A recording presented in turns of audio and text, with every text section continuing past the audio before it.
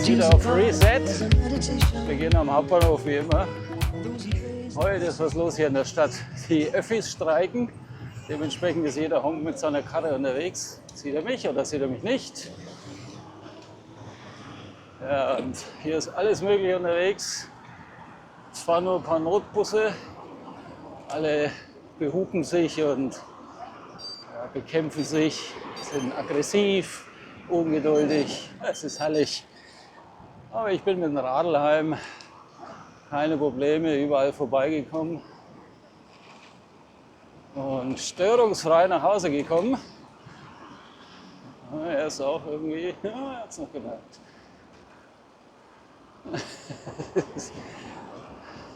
So, heute geht es auf die Radroute Nummer 6, die beschilderte Radroute der Stadt Nürnberg mit der Nummer 6. Wir biegen hier gleich mal rechts wieder ab in die Südstadt. Hat mein Navi das gerafft? Ich glaube schon. Ja, da geht es wieder zum Galgenberg, den kennt ihr ja. Und zu dem geilen Radweg, der an der Mauer endet. Ich glaube, in der Radroute Nummer 4 war das. Warum ist jetzt er eigentlich von rechts nach links auf den Radweg gewechselt? Versteht auch keiner. Aber gut, das ist eh so ein schlechtes Teil hier, das kann man gar nicht erkennen. Das ist eigentlich, das kann man sich auch schenken. So, und diesmal müssen wir aber hier links, nicht geradeaus über den Galgenberg, sonst werden wir noch gehängt. Das wollen wir nicht, das ist grün, sehr gut. Diesmal bei grün drüber, letztes Mal bin ich bei rot drüber. Ja, da geht es jetzt wieder diesen komischen Zickzackweg hier durch die Wohnsiedlung und weiter auf die Regensburger Straße. Wir fahren dann nach Fischbach und weiter nach Brunn, aber in den Wald, in den großen, dunklen Wald, der hoffentlich jetzt schneefrei endlich ist, weil wir haben 14 Grad. Es ist richtig schönes Wetter hier, die Sonne lacht. Vielleicht haben wir sogar schon 15. Ich schau mal, was der Wahoo sagt. Was sagt denn der Wahoo? Der Wahoo sagt sogar 16. Man fasst es nicht. Ich bin eingepackt wie im tiefsten Winter hier. Dicke Handschuhe, naja, nicht die dicken, die Herbsthandschuhe, aber lange Hose, langes Jersey. Überschuhe habe ich sogar, aber nur wegen dem Dreck. Jetzt nicht wegen der Kälte. Weil ich weiß nicht, wie es im Wald aussieht dann später. Weil diese grandiose Route geht natürlich wieder voll in den Wald rein und endet dann dort irgendwo auf dem Gipfel vom Brunner Berg.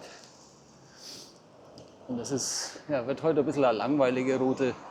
Es geht eigentlich immer schnurstracks der Regensburger Straße entlang und ja, dann geht es nach Fischbach rein. Hinter Fischbach dann Richtung Brunn und da geht es dann irgendwo in den Wald rein. Das im Wald ist dann neu für mich. Das kenne ich noch nicht. Aber der Rest dahin ist ziemlich bekannt natürlich. So, hier müssen wir rechts. Das kennen wir ja hier von der Feuchterroute. Von der feuchten Route. Ich glaube, die Nummer 4 war das. Number 4, today number 6. Ich hatte vorsorglich schon mal die Nummer 7 auch gedreht. Weil an dem Tag war es noch ein bisschen schmuddelig und da wollte ich nicht schon wieder in den Wald in irgendeinen Dreck. Von daher habe ich die schon mal vorgezogen. Und jetzt hole ich hier die 6er nach. Aber es kommt in chronologischer Reihenfolge. Ich war mir nicht ganz sicher, ob es klappt. Aber es klappt, da wir die heute abfahren. Haut es zeitlich alles hin. Und dann geht es schön nach Nummern sortiert. Ja, hier sind Scheiben. Ja, das ist wieder diese Zickzackroute hier, links, rechts, links, rechts. Und dann kommen wir dann irgendwo da vorne an der Meistersingerhalle raus.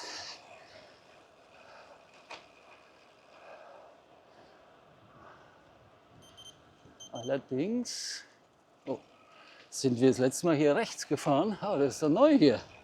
Hier fahren wir jetzt geradeaus. Wieder was Neues. Ist mir auch recht. Gucken, wo wir da rauskommen. Hier wird geschrien. Spielplatz. Weiter geradeaus, Achtung, rechts zu links. Ja, heute ist viel los, da muss man Obacht geben. Da kommen sie aus allen Löchern.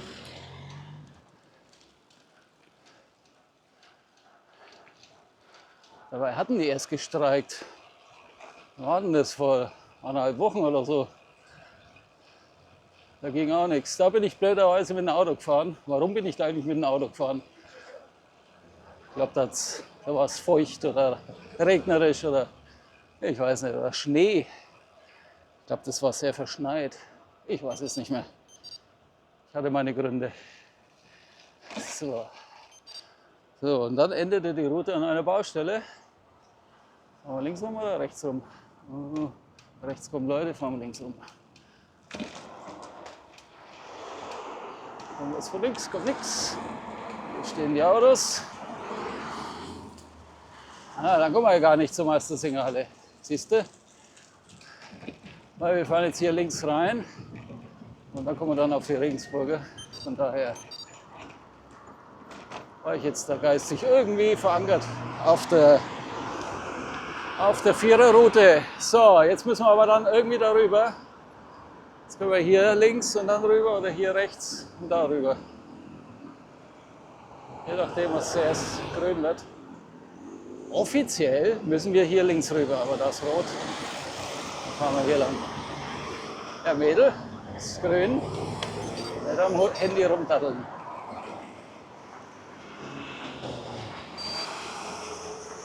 Jetzt sind wir schon mal auf der richtigen Seite hier. So, gibt es hier einen Radweg. Hier bin ich auch noch nie, also man weiß noch nie, aber fahre ich noch mal nie lang. Ich weiß gar nicht, ob man da auf der Straße fahren muss. Oder ob da rechts was entlang geht. Ja, wir werden sehen. So geht mein Mikro und alles. Ja, da leuchtet was. Sehr gut. Kamera geht auch. Ist noch der Dreck von den letzten Touren dran. Gar nicht sauber gemacht. Oh shit. So.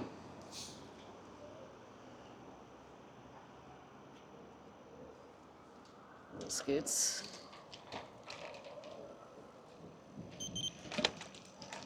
Die war luftiger angezogen als ich.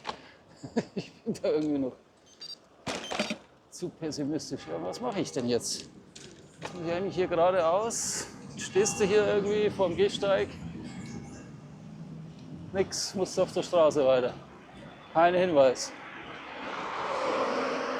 Ich dachte, die suchen immer so Routen aus, die benutzerfreundlich sind.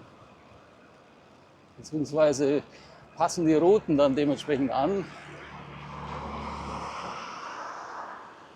Da drüben geht ein Radweg, allerdings weiß ich nicht, ob der nur für die entgegengesetzte Richtung ist. Aber wenn es der einzige ist, darf man eigentlich in beide Richtungen verwenden. Ja, jetzt bin ich hier auf der Straße.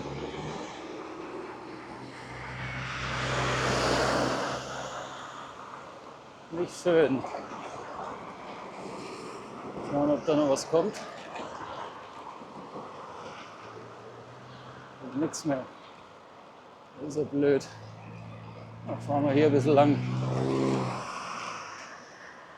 Ja, die Bundesanstalt für Arbeit. Hier wird dir geholfen.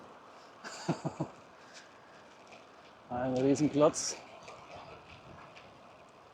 Ach komm, ich fahre jetzt mal hier lang.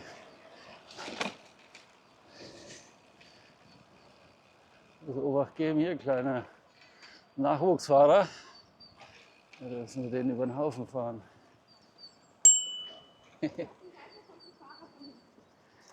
So, Dankeschön. Ah, hat er brav gemacht. Naja. Fahren wir ein bisschen hier über die Pflastersteine wieder. Ja, das ist aber, es wäre besser gewesen da drüben. Ja, aber laut GPS soll man rechtsseitig fahren. Keine Ahnung. Vielleicht meinten sie auch links. Aber die Route ging trotzdem rechts lang. I don't know. Aber da vorne dann ab der Kreuzung ist dann ein Radweg.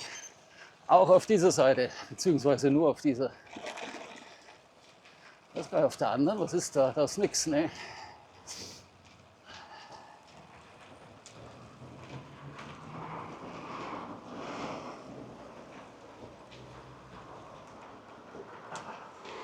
Ja, anscheinend ist ja in ganz Deutschland so schönes Wetter heute.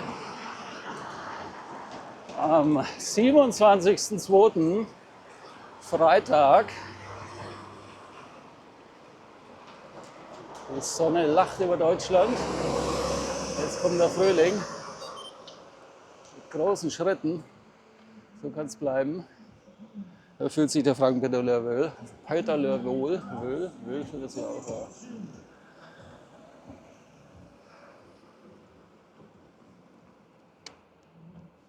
Ah ja. Das ist halt immer das Nervige hier mit den Ampeln. Stehst du blöd rum hier. Kein flüssiges Fahren.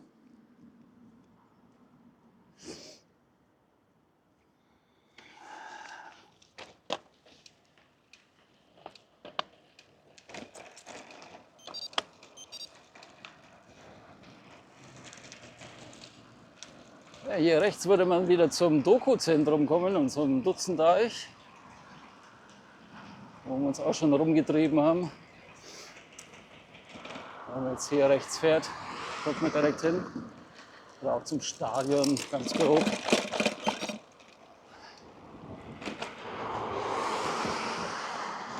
Wir fahren jetzt erstmal Richtung Südosten und biegen dann ab in den Nordosten.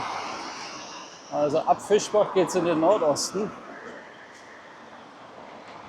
Richtung Brunn. Brunn ist ein kleines Dörfchen, das gehört. Ja, ist die große Frage, gehört es noch zu Nürnberg? Eigentlich müsste es noch zu Nürnberg können, weil der Bus dort auch endet. Normalerweise fahren die jetzt nicht über die Stadtgrenze hinaus. Doch fahren sie schon nach Zündorf zum Beispiel. Oder könnte schon zu Leinburg. Wir gucken dann mal aufs Ortsschild. Ich bin mir jetzt nicht sicher.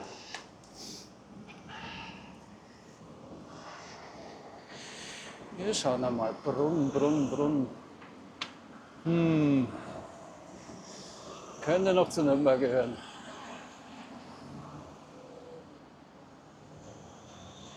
I'm not sure. So, sind wir noch richtig? Also wenn man sich hier auf der Strecke verfährt, dann muss man schon sehr talentiert sein. Oder man ist besoffen. Es geht eigentlich nur hier geradeaus. Man darf halt die Abfahrt da nicht verpassen, aber die verpasst man eh nicht, weil der Radweg wird automatisch abgeleitet. Und dann halt links nach Fischbach rein. Und er hat auch rot. Ach so, nee, ich habe rot. Nee, jetzt ist grün. Ja, schon verwirrt. Ja, da geht es links nach Fischbach. Durch Fischbach durch, wieder links. Ja, und dann müssen wir im Wald dann gucken. Da wird es dann ein bisschen tricky. Bin ja gespannt, wie es da aussieht. Jetzt sieht es ja noch gut aus hier. Aber im Wald, naja, ist bestimmt matschig. Stellenweise.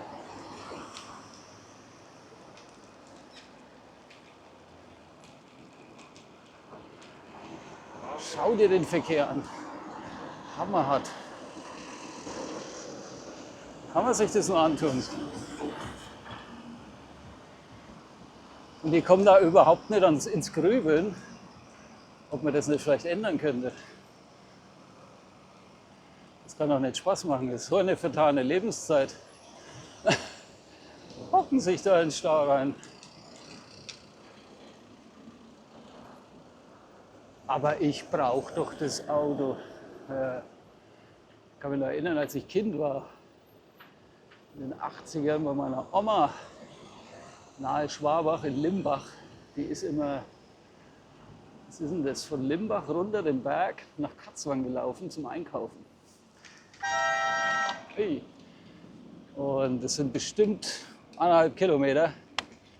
Und zurück ist er dann natürlich auch gelaufen, den Berg hoch. Da war nichts mit einem Aldi um die Ecke oder Busverbindung. Und die Dame war 80 oder so. Und da ist die dann mit ihrem Ziehwägelchen, wie nennt man die Dinger da, diese Einachser da, die man hinter sich herzieht, so eine Tasche da auf Rädern, wie so ein Trolley. Da ist die bis nach Nürnberg-Katzwang runter und hat da ihr Zeug geholt. Also alles voll gemacht mit Dosen, Konserven. Ich bin da auch manchmal mitgelaufen. Und jetzt, da wo sie gewohnt hat, da gibt es gleich einen Aldi gegenüber. Genau gegenüber vom Haus. Und ja, Bäcker, Metzger, alles da. Das war halt damals noch nicht so. Und da hatten nicht alle ein Auto. Oh, sorry. Ja, vor lauter Reden. Ich bin selber bei Rot drüber. Ja, da hatten nicht alle ein Auto. Da hat vielleicht die Familie ein Auto gehabt. Heute hat ja jeder Honk eins. Und da erzählen sie einem immer, ja, aber ich brauche doch das Auto. Ja. Früher hätten sie es viel mehr gebraucht. Aber da ging es auch. Hat sich keiner beschwert. Aber heute beschwert sich ja jeder. So. Ja, ich habe auch schon Fehler gemacht. Dann mach du mal einen Ausgleich der Gerechtigkeit. Solange ich die sehe, passiert da nichts. Gegenseitige Rücksichtnahme. So wie es halt in Asien auch ist. In Südostasien. Das ist halt das Schöne dort. Die geben halt aufeinander Acht, die geben Rücksicht. Da pocht keiner auf sein Recht. Die arrangieren sich. Das ist einfach harmonisch dort.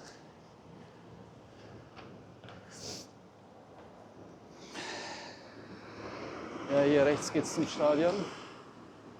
Jetzt sind wir die Unterführung dann und dann sieht man es schon.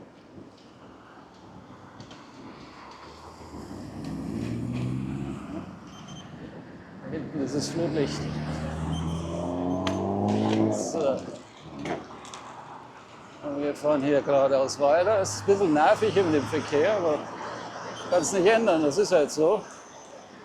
Erstens geht die Route hier lang, zweitens ist halt heute Streik. Kann man nichts machen. Folgt mich jemand? Nein. Hier ist ein Café, das haben sie auch total neu hierher gepflanzt. Sieht aus wie ein Altersheim.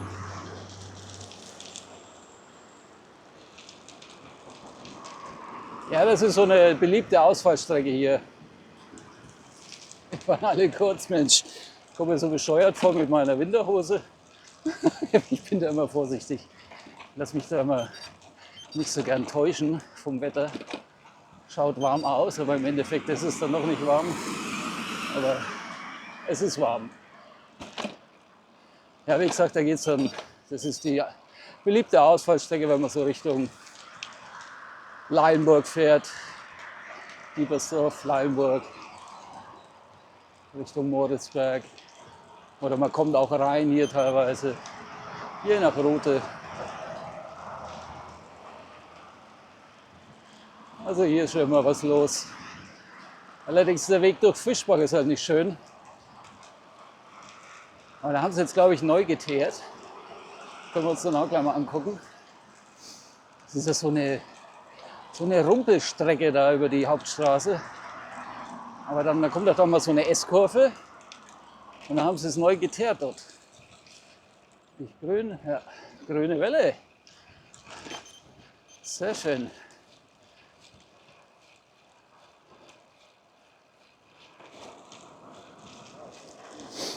Ja, schauen wir uns nochmal an, ob wir da schön durchrollen können, ohne dass es einen durchschüttelt.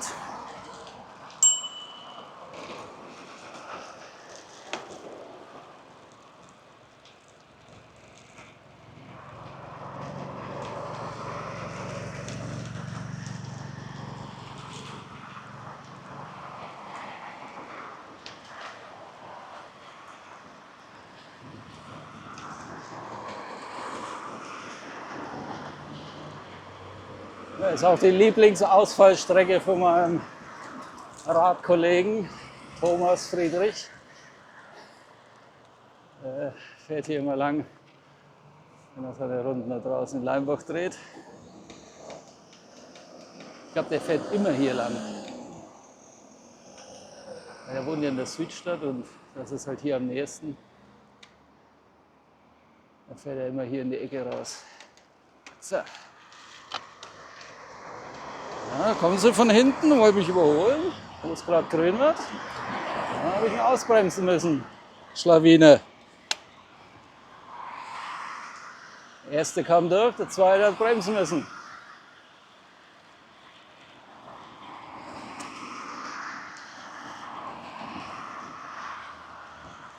Ja, das zieht sich halt jetzt wegen Kaugummi. Ist auch nicht besonders schön hier zu fahren, aber man hat wenigstens seinen eigenen Weg. Im Endeffekt geht es ja auf die Autobahn dann. Berlin, München oder Regensburg.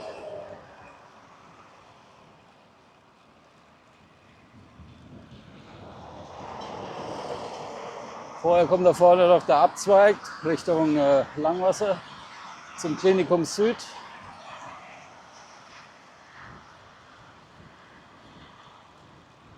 Und Gegenwind haben wir.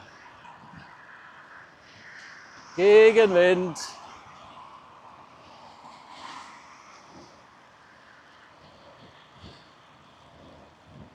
(15 Grad).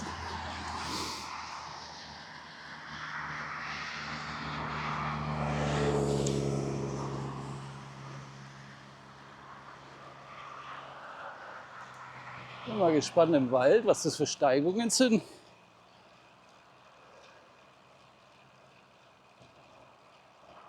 Und die auf der Straße, die geht eigentlich. Die ist so zweigeteilt, so wellenmäßig. Aber im Wald ist meistens immer ein bisschen heftiger.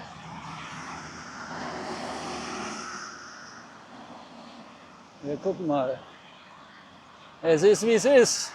Wir können es nicht ändern.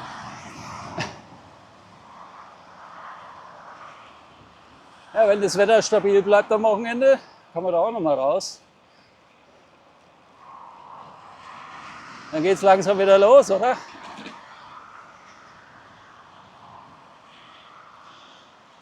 Dann geht's wieder los mit dem ganzen Driss.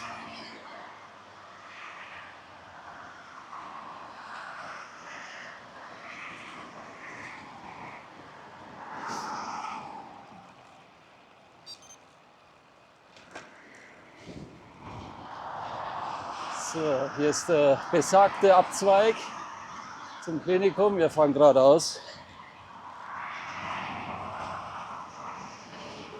Klinikum Süd, Longwater, Langwasser. Stadion ist hier auch angeschrieben, okay. Ja gut, um ein paar Ecken kommt man da auch zum Stadion. So, wieder eine Kreuzung, die wir crossen müssen. Grün, rot.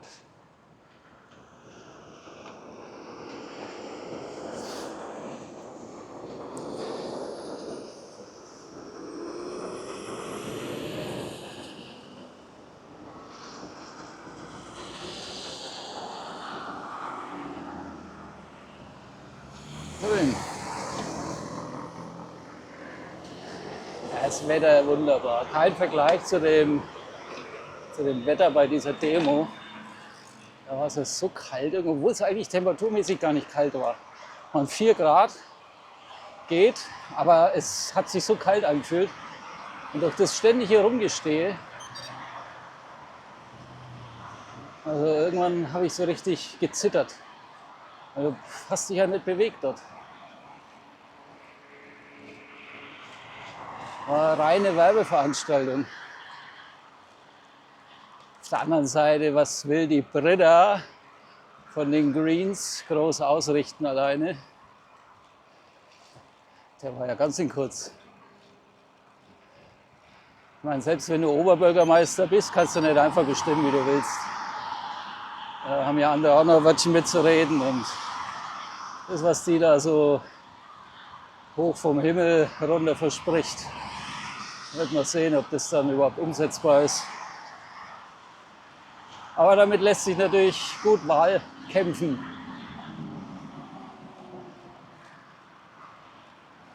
Und die grünen Lemminge, die fallen natürlich drauf rein, sagen, oh toll, die wähle ich, dann passiert endlich mal was. Ja, schauen wir mal, ob da was passiert. Ich bezweifle es, sehr stark sogar.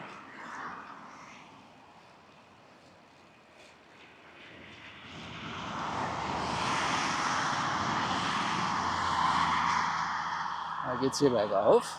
Also mit dem Rad, es ist echt für eine lange Tour, überhaupt für so Asphalttouren sehr, sehr behäbig. Also entweder bin es ich, wahrscheinlich auch, aber es ist auch das Rad.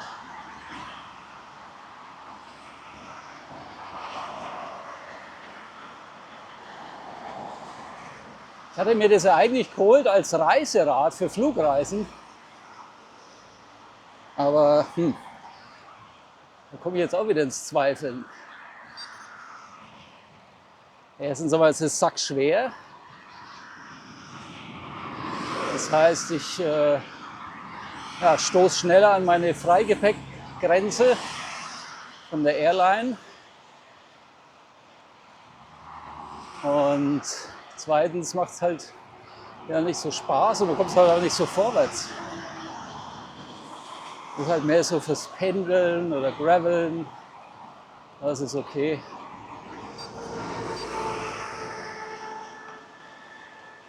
Aber hier so draußen, naja, auf der Straße ist das jetzt irgendwie nichts.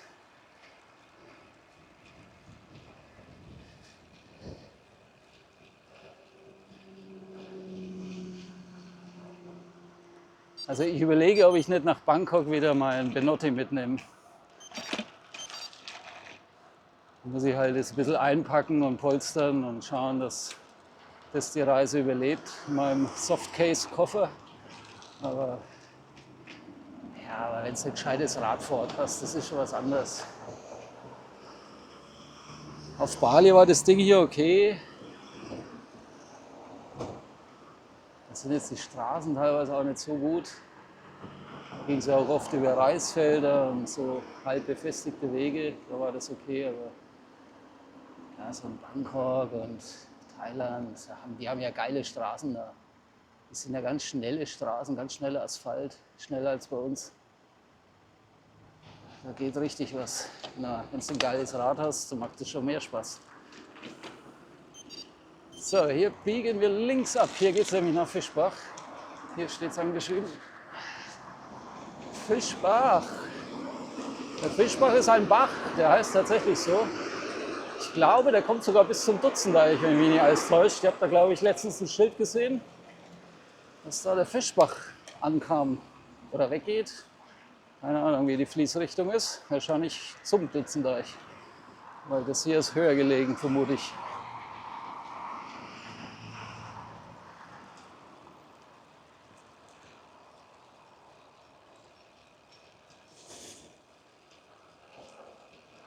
Ja, ich habe jetzt nur den einen Akku auch, der ist voll. Den anderen hatte ich benutzt, aber vergessen aufzuladen. Ich habe ihn zwar dabei als Notfallersatz. Er hat noch 35%. Aber jetzt ist er warm und da wird nicht so viel Energie aus dem Akku gezogen, wie wenn es jetzt 0 Grad hat. Aber selbst bei 0 Grad hält er eine Stunde. Und länger als eine Stunde brauchen wir nicht.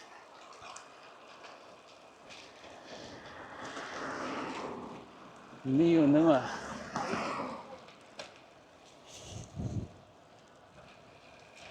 Ja, hier geht's hier mit dem Radweg. Ist okay. Ich weiß gar nicht, ob sie den auch neu gemacht haben. Oder war das schon immer so? Aber dann später muss man auf die Straße. Das ist auch ein Kurz hier. Servus. Hey, ich komme echt bescheuert vor in meinen Klamotten. Hey, alle fahren sich kurz. Frankenpedale völlig eingemummelt, wie im tiefsten Winter. Hey, fehlt bloß noch die Sturmhaube. Und sogar noch Ärmlinge drunter. Muss man sich mal vorstellen. So, und hier endet die ganze Geschichte.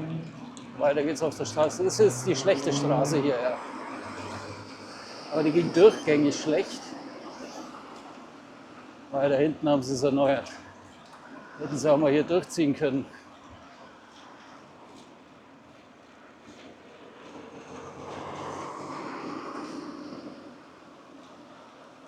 Aber wenn morgen das Wetter immer noch so ist wie heute, dann wage ich auch mal kurz. Kann doch nicht sein. Unfassbar. Ja, aber warm ist mir jetzt irgendwie auch nicht in den Klamotten. Also, das passt schon so. Könnte ein Tick noch weniger sein, aber ich fühle mich jetzt nicht unwohl. Schon sind wir falsch. Wir hätten irgendwie abbiegen müssen. Was war jetzt das? Schleichweg. Vor lauter Klamotten. Jetzt haben wir hier die Karte. Ah, da vorne links. Der will gar nicht über die Hauptstraße. Also man kann sich doch verfahren. Frankenwetterler ist so blöd. Und verfährt sich selbst in Fischbach. Ja gut, aber das sind so Wege. Fahren wir ja nie. Was will ich da hinten im Wohngebiet? Aha, ja, okay. Naja, da macht jetzt so einen kleinen Bogen um die Hauptstraße. Hat sich wieder so ein Schreibtischtäter auf der Stadt Nürnberg ausgedacht. Hat sich dann auf die Schulter geklopft, wie toll er das geplant hat.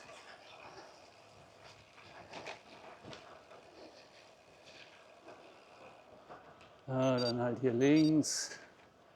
Ja, ob das jetzt den großen Vorteil bringt. In der Zeit bin ich schon längst durch Fischbach durch. Aber naja, wir fahren es ab, so wie die Route ist. Deswegen machen wir das ja.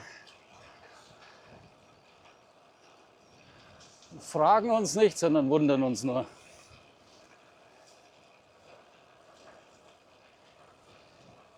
Ist ja gut gemeint hier. Verkehrsberuhigt.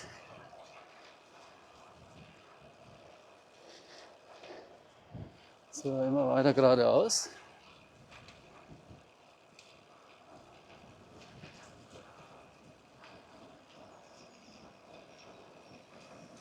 Was macht er denn hier? Fährt er auf meiner Seite? Wahnsinn. Thailand wird es mich ja nicht wundern. Aber hier rechnest nicht damit.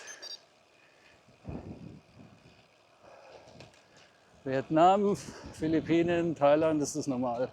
Das ist ständig Geisterfahrer auf deiner Seite. Aber da rechnest halt auch damit. Du weißt ja, dass es so ist dort. Aber hier muss Zucht und Ordnung herrschen. Hier gibt es Regeln, an die sich auch immer weniger Leute halten. Der Verfall der Gesellschaft. Er schreitet voran. So, jetzt links. Und dann will er wieder auf die Hauptstraße, oder wie? Haben wir uns einmal ein bisschen Fischbach angeguckt. Ich glaube, der Andreas Köpke wohnt hier. Der ehemalige Torwart vom 1. FC Nürnberg und Nationaltorwart später. Ach Gott. Was wartet sie denn? Bis sie dann alle stehen und dann fangen sie das Überlegen an, was macht man jetzt? Das wird so ganz übervorsichtige.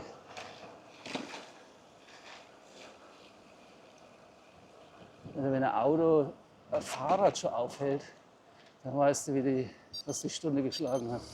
So, hier sind wir wieder auf der Hauptstraße. Jetzt haben wir eigentlich das schöne, neu geteerte Stück gar nicht gesehen, durch diesen Umweg, durch diese Umleitung. Skandalös.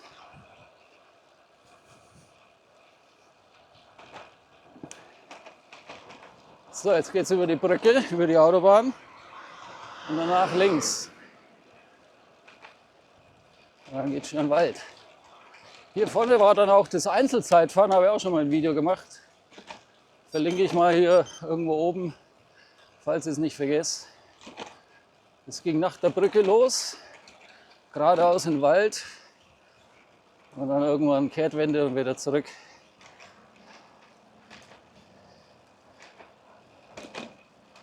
So, so strampeln der Frankenberger Löhr. Kolde Bridge. Sein Übergewicht hier hochschleppen. So, hier stehen sie wieder auf der Autobahn. So was aber auch.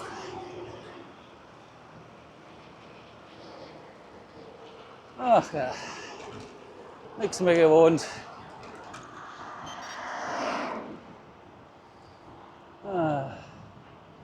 Ich muss mehr trainieren wieder.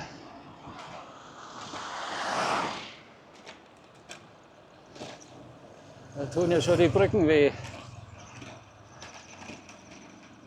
So, jetzt hier aber links. Ne? Hinter mir schon wieder Auto. Ja, und hier geradeaus, hier ging es zum Einzelzeitfahren. Also hier war schon die Strecke.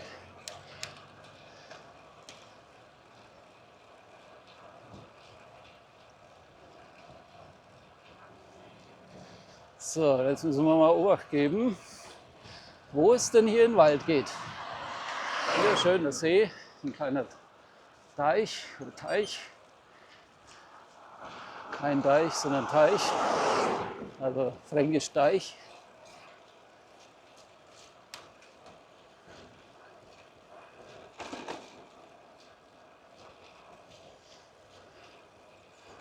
Ja, und da geht es über den Brunner Berg dann. Das ist dann mit einer Rennrad befahrbar.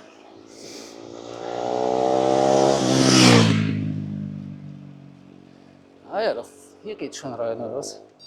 Ah, hier geht's rechts rein. Ach, schau mal her. Brunn, da steht's. Habt ihr das gesehen? 4,7 Kilometer. Von hier aus noch. Sapperlot.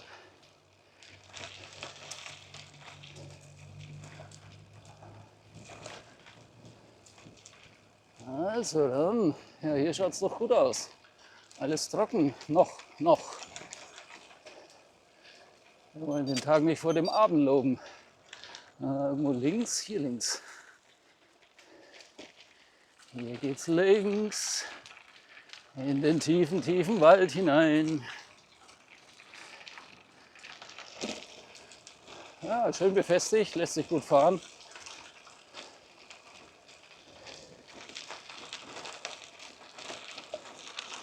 Kein Matsch, kein Dreck, alles schön trocken und fest.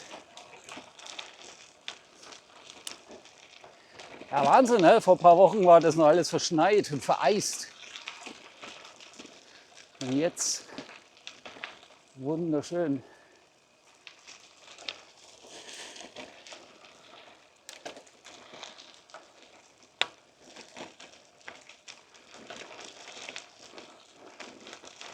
Alles weggetaut.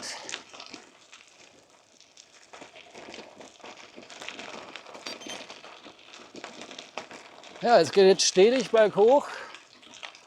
Immer so leicht anscheinend. Aber die Tour hat nur 90 Höhenmeter. Also vernachlässigbar.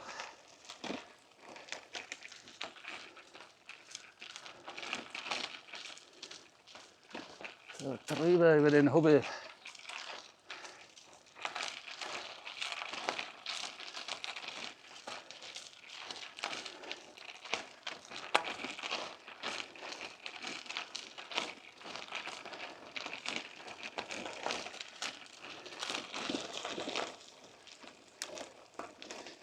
Ah ja.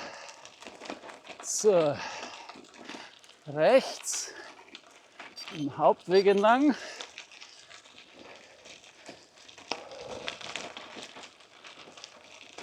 Ja, schön hier. Also eine Lichtung hier.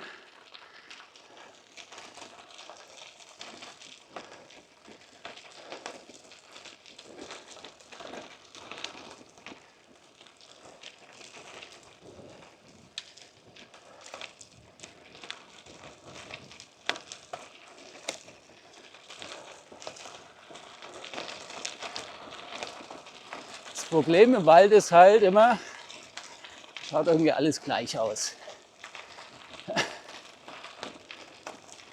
Also recht abwechslungsreich ist es nicht. Aber man hat seine Ruhe, keine Autos, nur Fußgänger ab und zu, Gassigänger, das war's.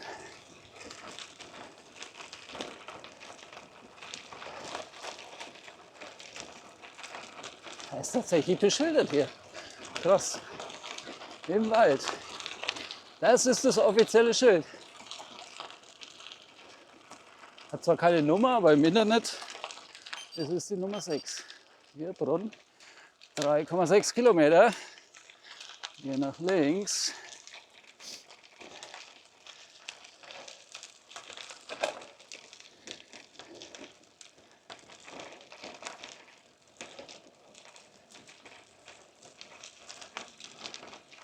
Ja, jetzt wird es aber auch warm. Wenn es ein bisschen berghoch geht, dann merkst du die Klamotten dann.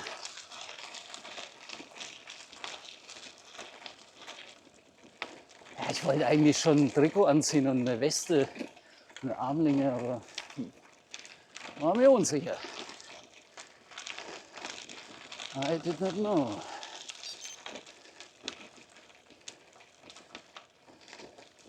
Was mault er? Nix. Irgendwo da vorne geht's rechts.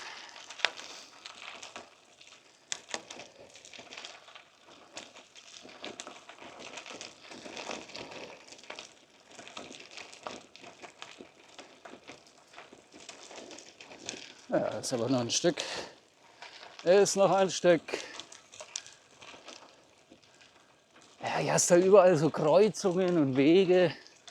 Also du musst dich schon auskennen. Hast ja keine Schilder und nichts hier. So, hier rechts. Die ersten Insekten auch schon unterwegs. Och nö.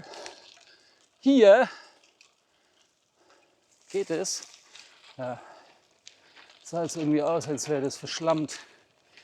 Das ist aber ein schmaler Weg. Das nehmen die als offizielle Route. Das ist ja schon fast ein Trail. Ja, herrlich. Stadt Nürnberg, ich liebe euch. Ihr habt Ideen. Ja, aber ist schön.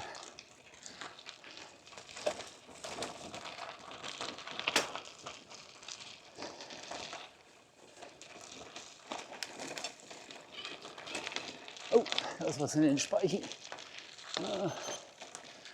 Hat sich von selber gelöst.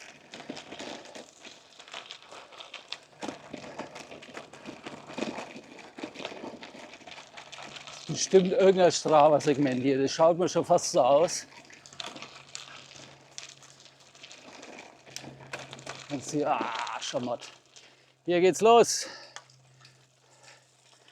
Aber wir kommen durch, oder? Was macht der Rest? Geht, geht, geht.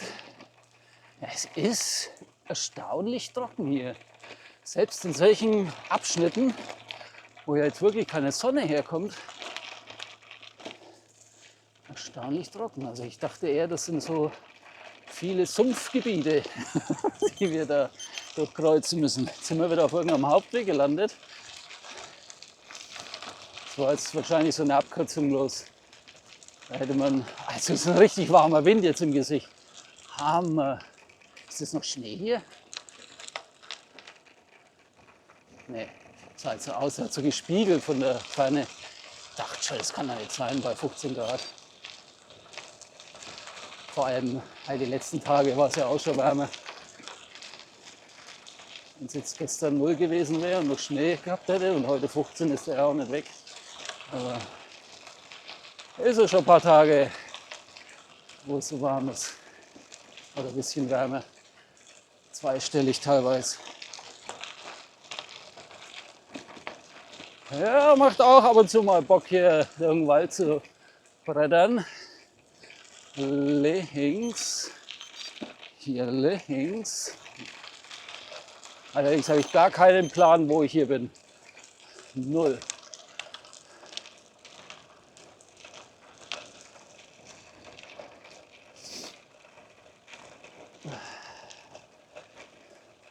Ja, aber macht Laune hier. Es rollt auch gut. Für sowas ist das Rad okay. Weil da bist du wieder ein bisschen flotter unterwegs als, sage ich mal, ein Mountainbike oder ein Tourenbike. Und auf der Straße ist es halt wieder langsamer als ein Rennrad. Das ist halt ein Kompromiss.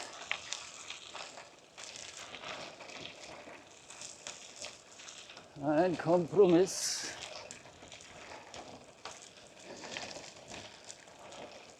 Bin mal gespannt, an welchem markanten Punkt an die Tour endet. In Kalkreuth war es ja an so einem, was war denn das, so ein Gedenkstein, ein Monument. Mal schauen, ob die hier auch sowas haben. Geschichtsträchtiger Stein mit irgendeinem Hinweis auf die Geschichte. Er geht leicht hoch hier. Davon ist wieder ein Schild. Wahnsinn, tatsächlich. Ja, hätte ich jetzt den Trail nicht gefahren und wäre weiter geradeaus über den Hauptweg und dann rechts, wäre bestimmt bei der Rechtsabbiegung auch so ein Schild gewesen. Der Trail, weiß nicht, ob die den wirklich geplant haben oder ob den einfach ja, die Planungssoftware dann das vielleicht so ausgespuckt hat, weil auf so kleinen Trails hast du normalerweise keine Schilder, hast du nur auf den Hauptwegen. Also wer das nicht kennt, weiß ja gar nicht, dass er da hätte rechts abbiegen müssen. Der wäre einfach geradeaus gefahren bis zur nächsten Kreuzung und da wäre dann wieder ein Schild gewesen. Also steigt da auch nicht so ganz dahinter, wie diese Touren hier zustande kamen. Aber vielleicht schaut ja jemand von der Stadt Nürnberg zu. Würde mich zwar wundern, aber man weiß es nicht und er kann mich mal aufklären, was denn so der Hintergedanke dieser Touren war und wie die zustande kamen. Wurden die händisch geplant oder halbautomatisch? Man weiß es nicht. Was haben wir denn hier mitten im Wald, irgendwelche Häuser? Was ist das denn? Wohnt hier jemand? Hä? Was ist das denn hier? Geisterhaus. Unbewohnt. Schuppen. Lost Place. Who knows?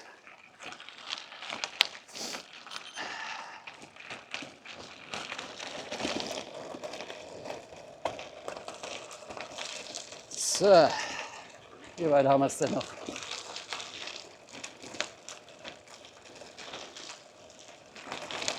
Ah, hier kommt was Geteertes, oder? Ah, tatsächlich, und da vorne hört es schon auf. Da vorne hört die Route Nummer 6 auf. Badabom. Hier hört es auf. Hier mit dem Beginn der ersten Häuser von Brunn hört das Ganze auf. Die Tour Nummer 6 war das. Wir sind in Brunn und wir wissen immer noch nicht, gehört Brunn zu Nürnberg oder gehört es zu Leinburg? Dazu bräuchten wir jetzt ein Ortsschild. Und ich sage euch was, das suchen wir jetzt noch. Weil so viel Zeit muss sein. Das will ich jetzt noch wissen, sonst kann ich heute Nacht nicht schlafen. Also, so groß ist das Kaff ja nicht. Wunderschön, schauen wir her. Es ist doch gleich ganz was anderes, wenn die Sonne scheint, ne? Blauer Himmel. Ah, da geht es einem doch gleich viel besser. Da macht das Radfahren auch wieder Spaß. Im Winter macht es keinen Spaß. So, jetzt muss ich bloß mal gucken, wie ich hier rauskomme. Ich klippe das mal wieder hier dran. Also das ist jetzt nicht mehr Teil der Route. Wie gesagt, die da vorne, da vorne hat sie geendet. Aber, was steht denn hier? Brunn. Ich dachte, wir sind in Brunn. Wir sind noch in Brunn. Gibt es hier ein Ortsschild? Brunn links, wahrscheinlich. Ja, da vorne, ja, das ist hier das ist die Hauptstraße da. Die geht dann nach Leinburg. Da vorne ist die Bushaltestelle, die Wendeschleife. Alles klar. Ich tippe mal, es gehört zu Nürnberg, ja klar. Wir haben ja Nürnberger Kennzeichen. Ja. Wer ist Leimenburg ins Lauf, L-A-U. Ja, dann fahre ich über den gewohnten Weg wieder zurück, über den geteerten Brunner Berg. Und da ist der Bus, da ist die Wendeschleife.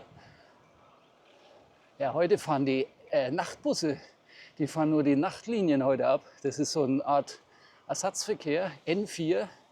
Das ist die Nachtlinie Nummer 4.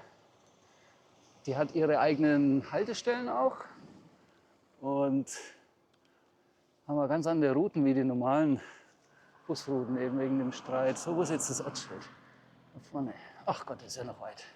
Komm, wir fahren noch zum Ortsschild. Hier geht's auf die Rennradtouren dann. Ach ja, der hätte jetzt auch Bock, gleich noch eine Tour zu machen, aber falsches Rad, falsche Kleidung und nur eine Flasche dabei. Ich habe ja so eine Umfrage auch gestartet, ob ich das mal in Bangkok machen soll. Einfach mal eine Stunde durch die Stadt fahren, mal den ganzen Verkehr aufsaugen, das ganze Getöse dort und ja, einfach das Feeling, wie das ist, mit einem Rad durch so eine Stadt wie Bangkok zu fahren. Das macht echt Laune, weil du kannst echt wunderbar durchflutschen. Ja, Brunn, ja, also Nürnberg-Brunn. Du kannst da wunderbar durchflutschen und hast halt null Probleme. Ja, was? Ah, kannte ich den nicht? Keine Ahnung. Hast null Probleme. Und ja, ihr habt ja dafür abgestimmt. Wollt ihr das ja sehen, zu ich glaub, 64, 67%. Dann machen wir das. Vielleicht mal ja mehrere Touren. Das ist halt für mich auch einfacher, so in einem Take aufzunehmen, bevor ich dann da immer wild schneiden muss. Und das ist ein Haufen Arbeit und kostet einen Haufen Zeit. Und so ein One-Take-Video geht halt erstens einmal einfacher, schneller und es ist vielleicht auch interessanter, weil es ist halt ungefiltert. Man sieht halt alles. Also ich pick dann nicht nur die schönen Sachen raus, sondern ihr seht es 1:1 raus. Mit dem ganzen ja, Verkehrschaos. Aber es wird nicht gehupt in Bangkok, überhaupt in Thailand. In Vietnam schon, in Vietnam ist es das absolute Gegenteil. Aber in Bangkok ist es echt ruhig, die fahren da und keiner hupt. Ja, wir werden sehen. Auf jeden Fall bedanke ich mich fürs Zusehen. Wir sehen uns dann beim nächsten Video, welches das auch immer sein wird. Und dann, ja, wie gesagt, immer abonnieren, kommentieren, liken, ihr wisst, wie es geht. Folgt mir auf Instagram, auf Strava, auf Komoot und auf TikTok. Ab und zu poste ich dort auch mal was. Auf Instagram kommen dann immer Sachen, die seht ihr nicht im Video. Bilder, Videos aus fernen Ländern.